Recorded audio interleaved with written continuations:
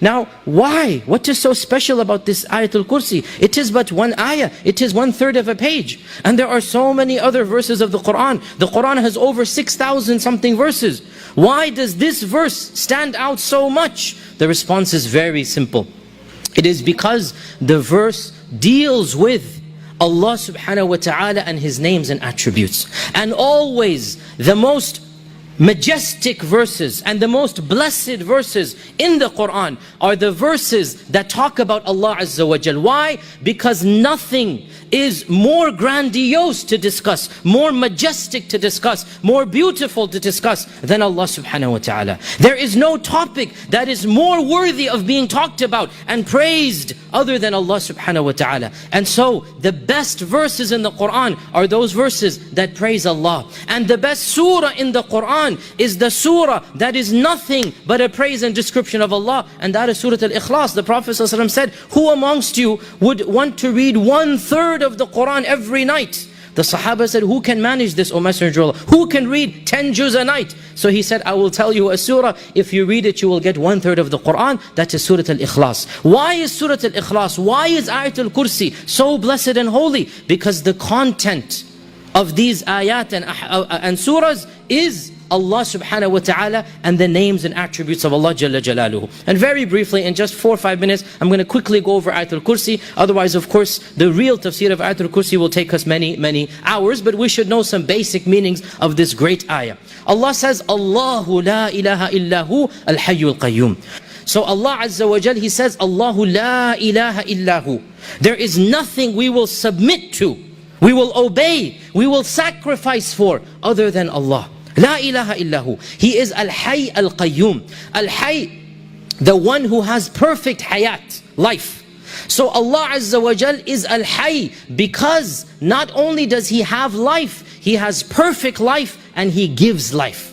And then once we are alive, we need food, we need water, we need rest, we need sleep. And every life is followed by death except for Al-Hayy. Al-Hayy does not need anything. Al-Hayy, the one who is self-subsisting. Al-Hayy, He does not get tired. That's why Allah says, لا تأخذه سنة ولا نوم. Sina means He gets drowsy, just falling asleep like this is a sina. And Naum means to go asleep. So the perfection of Allah's hayat is that He doesn't even get tired. He doesn't need to eat and drink. So Allah Azza wa Jal is Al-Hayy in Himself, and He's Al-Qayyum for the rest of the creation, that He takes care of the creation. لا تأخذه سنة ولا نوم. We explained this is the perfection. If Allah Azza wa Jal does not even get tired, He does not even get sleepy, then He doesn't need food, He doesn't need anything. Allah is Al-Ghani, He is free of any needs. لا تأخذه سنة ولا نوم. له ما في السماوات وما في الأرض. Every other being besides Him belongs to Him. Every other being belongs to Allah. Lahu, complete ownership.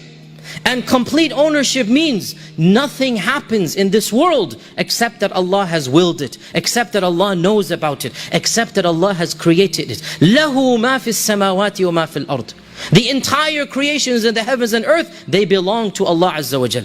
له ما في السماء. Such is His perfection. He says, من ذا الذي يشفع عنده إلا بإذنه. It's a rhetorical question. It's a rhetorical question that is meant to indicate His ultimate power. Who can possibly even intercede? You see, the least form of power is intercession. This is the least form of power. Higher than this you control, higher than this you create, higher than this you are in charge. Shafa'a means you go to the owner. This is the least form. And you beg the owner, please can you hire my nephew? Please can you give me this and that? This is shafa'ah, right? Allah is saying, you cannot even ask shafa'ah, much less actually do something, except if Allah allows it. مَنْ ذَا الَّذِي يَشْفَعُ. And this is the least form of power, right? As we said, higher than this is the one that you go to. He owns, for example, the company, the boss of the company, right? If you know him, you will go and get shafa'ah from him. That I have a friend, can you hire him? Can you give me a pay raise? This is shafa'ah, right? Allah is saying you cannot even ask shafa'ah from Him unless He allows you to do so. مَنْ ذَا الَّذِي يَشْفَعْ عِنْدَهُ إِلَّا بِإِذْنِهِ يَعْلَمُ مَا بَيْنَ أَيْدِيهِمْ وَمَا خَلْفَهُم. Allah knows what is in front of them and behind them. Of course, there's a clear meaning here. Allah knows what is around us. But there's a more profound meaning. Allah knows what is in front of them, meaning what will happen to them in the future, meaning the akhirah. And what is behind them, meaning what they have done, that everybody else thinks is hidden. Allah knows what's going to happen tomorrow. يَعْلَمُ مَا بَيْنَ أَيْدِيهِمْ. Allah knows what's going to happen in the next life. وَمَا خَلْفَهُمْ. Allah knows what you did in hidden and secret. Allah knows when nobody was looking, when everybody thought that you're all alone. Allah knows what happened. يَعْلَمُ مَا بَيْنَ أَيْدِيهِمْ وَمَا خَلْفَهُمْ وَلَا يُحِيطُونَ بِشَيْءٍ مِّنْ عِلْمِهِ إِلَّا بِمَا شَاءَ. So Allah knows everything about you. As for you and as for the creation, they know nothing. وَلَا يُحِيطُونَ بِشَيْءٍ. بِشَيْء هذه نكرة في سياق النفي. Basically it means this is a complete, if you like, absence of knowledge. وَلَا يُحِيطُونَ بِشَيْءٍ مِّنْ عِلْمِهِ. They have nothing of Allah's knowledge. The rest of the creation do not share Allah's knowledge except if Allah tells them. إِلَّا بِمَا شَاءَ. As Allah says in the Quran, وَمَا أُوتِيتُم مِّنَ الْعِلْمِ إِلَّا قَلِيلًا. You have only been given a small amount of knowledge. As Allah Azza wa Jalla says, وَفَوْقَ كُلِّ ذِي عِلْمٍ عَلِيمٍ. Above everybody of some knowledge, there is Al-Alim who has all knowledge. So Allah Azza wa Jalla is saying, even in the attribute of knowledge, and as we say, knowledge is power, right? Knowledge is the basis of everything. When you know, then you can create, you can judge, you can rule. Knowledge is the basis of power. So Allah says, my knowledge is complete. Your knowledge is nothing unless I give you a little. وَلَا يُحِيطُونَ بِشَيْءٍ مِّنْ عِلْمِهِ إِلَّا بِمَا شَاءَ وَسِعَ كُرْسِيُّهُ السَّمَاوَاتِ وَالْأَرْضِ. His kursi. Scholars have differed what is the kursi, and Allah Azza wa Jalla knows best, but there appears to be a creation of Allah that is different than the arsh, that is different than the throne. Allah mentions two things in the Quran, the arsh and the kursi. Allah mentions the arsh in 7 verses, actually not 7, 11 verses. And Allah mentions the kursi in 1 verse. This is the only verse in the Quran that Allah mentions the kursi. And we don't know much about this other than the kursi is one of the largest and the most magnificent creations of Allah Azza wa Jalla. And Allah says, His kursi encompasses all of this that you know around you. What we think is the world, His kursi is larger than that. وَسِعَ كُرْسِيُّهُ السَّمَاوَاتِ وَالْأَرْضِ وَلَا يَؤُودُهُ حِفْظُهُمَا. And He never becomes tired. يَؤُودُ يَأَدَى means to become tired. ثَقُلَ عَلَيْهِ وَلَا يَؤُودُهُ حِفْظُهُمَا. That He never becomes tired of taking care of the entire creation. Every single being is taken care of. The air that you breathe, the water that I drink, Allah has destined it for you. Allah knows it. كُلَّ يَوْمٍ هُوَ فِي شَأْنٍ. Every day Allah Azza wa Jal is taking care of every being. وَلَا يَؤُودُ حِفْظُهُمَا. All of these billions of beasts and creatures, Allah says, even that which crawls in the land, that which swims in the ocean, there is nothing except that Allah is giving its sustenance to it. Allah has everything in it. Right? And Ibn Abbas was asked once that, oh Ibn Abbas, how can Allah speak to all of mankind at the same time on Yawm al-Qiyamah? That's what the Quran says, that Allah will speak to all of us at the same time. Ibn Abbas said, the way that He took care of them all at the same time in this world.